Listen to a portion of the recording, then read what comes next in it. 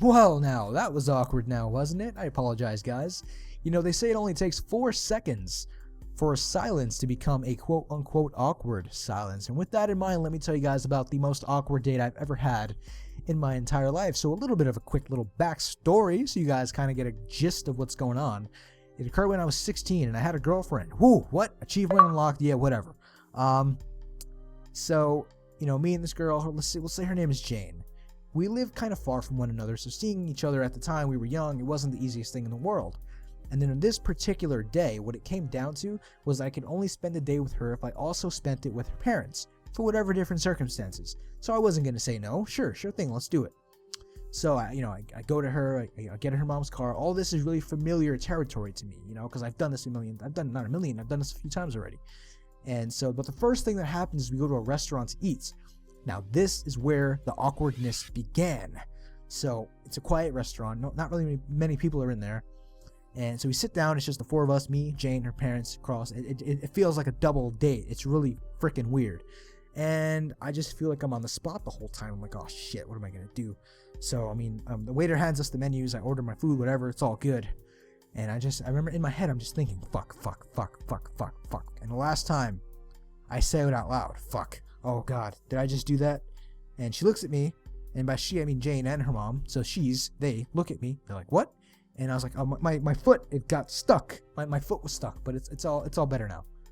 And they're just looking at me like I'm a retard, and I'm just, a million things are going through my head. I'm like, crap.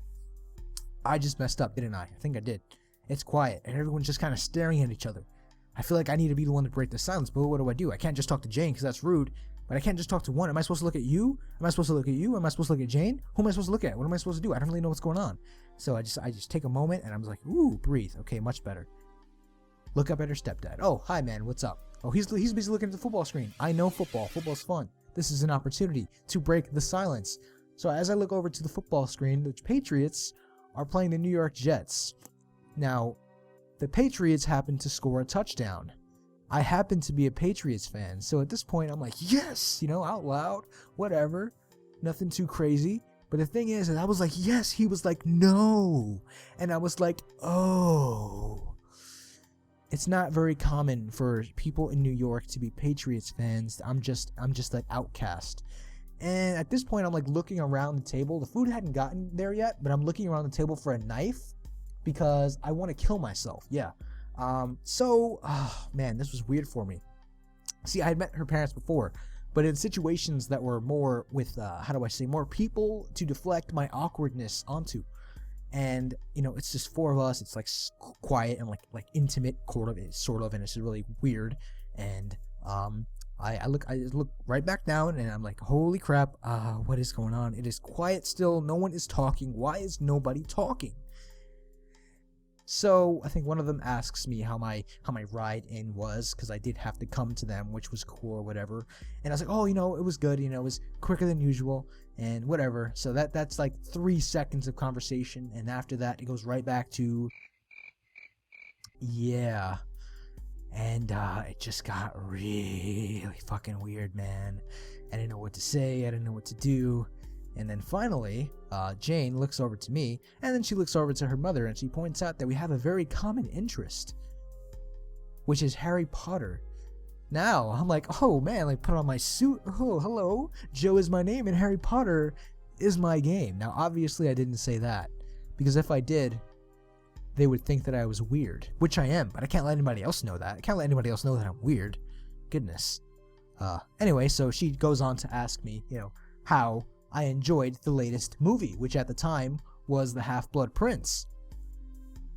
I go on to explain that I did not like The Half-Blood Prince because I felt as though it did not relate to the book the way that it should have. She goes on to explain to me that she actually she liked it a lot, and that we also disagreed on that too. And I was just like, oh, okay then, all right. I'm stupid, by the way, just letting you know. I'm a stupid moron. And I look over at Jane again, and I'm like, I'm either gonna use one of these steak knives and kill myself, or I should just go drown myself. Which one of the two should I do right now? And it was just awkward for the rest of the night. So, assuming that this entire dinner took 30 minutes, and 4 seconds of silence makes it awkward. Approximately 29 minutes and 56 seconds were awkward. And that, my friends, was the most awkward date of my entire life.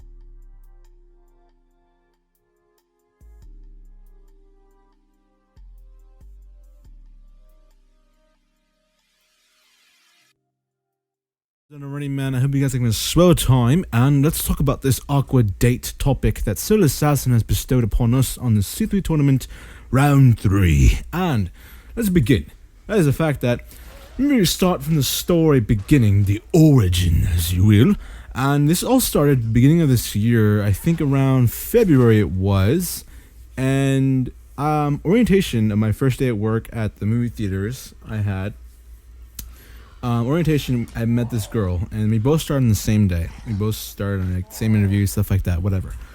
And we got to know each other and stuff like that. You know, she plays guitar, she likes to sing, she likes to play piano, she likes to play violin, stuff like that. You know, I like music too, I like to sing, I like to play guitar, I love playing piano and stuff like that. And I told her I'd do my voices, stuff like that, and then, you know, so on and so forth. And then, months go in, like a month going in, you know, we have those late night talks where we talk for like fucking hours and hours, and then we just get more and more involved with each other, and then it just leads on, and then it eventually comes to a date. And towards, I believe, a month and a half, we had our first date, and it was at the same movie theaters that we worked at. We went to go see Serial's Playbook. Now, when we planned this is around, I believe, 11 o'clock in the morning, because we both had things to do in the afternoon. So we were supposed to get there at 11:30, I believe. I think it was. And I got there 15 minutes early because I live pretty close to the movie theater, so I just walked over there. So I waited there. I got 15 minutes early, and then I waited there for another like 30 minutes, and it went past our time of when we were supposed to meet. I was like, okay, she probably stood me up then, because I didn't receive a call, I didn't receive a text. I was like, okay. So I was like, as I was about to walk away from my spot, I got a call and a text from her saying like, don't leave, I'm coming late. And then I waited there for an extra hour for her, you know, whatever, to get this day going, whatevers. And she gets there, I walk her to the ticket booth, we both get our tickets, we go to get our tickets for the not late, I think it was like mid-afternoon. They showing Serial's Playbook, which, by the way, Serial's Playbook was probably the worst choice, and it was just the fault of the movie theaters in general, because there was not a lot of good movies out that time. I mean, there was Les Mis, which is really depressing, and then there was Hobbit, just 3 hours, which I really don't want to stay for 3 hours, because I already watched it like 3 other different times. And then the only good choice was either Last Stand or not Last Stand. Last Stand didn't come out yet. And then so it was just Serial's Playbook, because that was the only good movie, you know, good substantial movie that was there.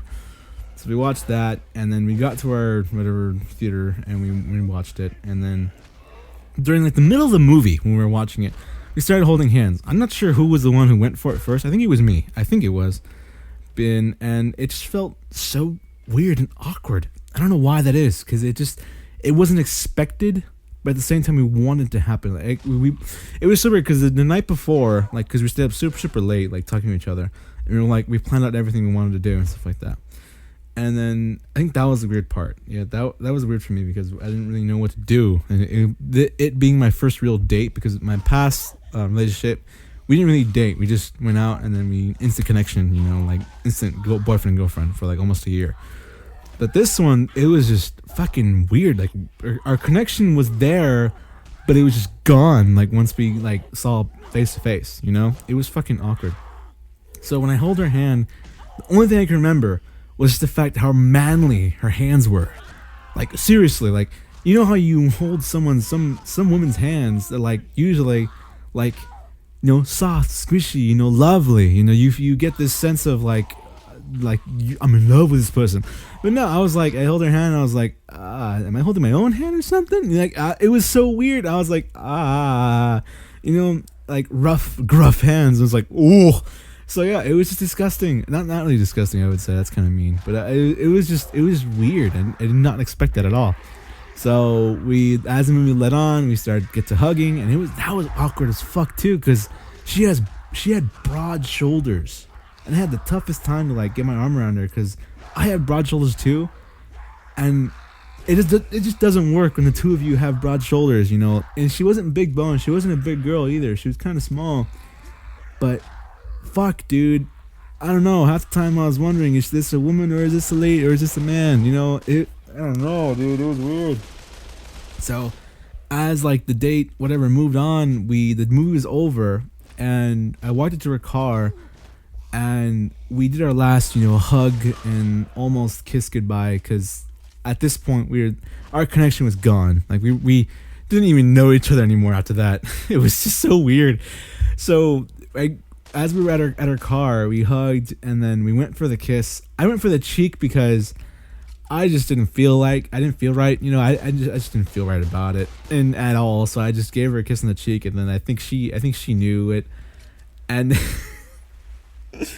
only thing I can remember is that from that, like, we were holding hands, you know, like the things where you both hold your hands like up, like